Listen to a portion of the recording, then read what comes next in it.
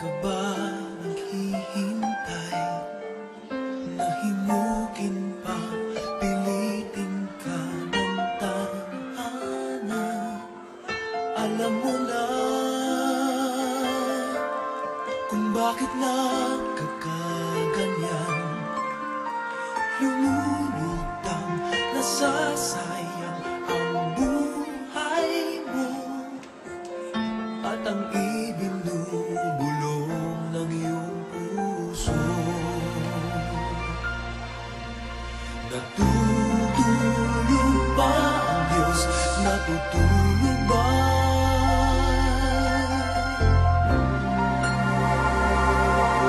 At ikaw ay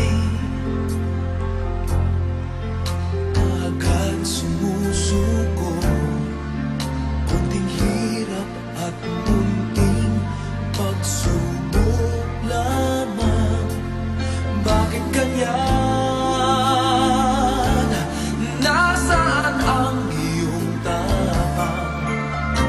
Naduduwag, nawawalan ng pag-asa, at iniisip na natutulog pa. Natutulog ba ang Diyos? Natutulog ba?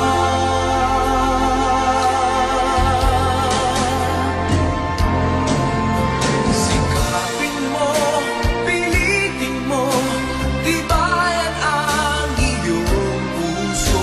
Tanging ikaw ang huhubog sa iyong bukas.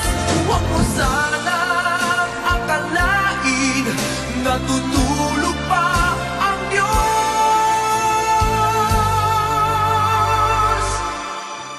Ang buhay mo ay mayroong halaga sa Kanya.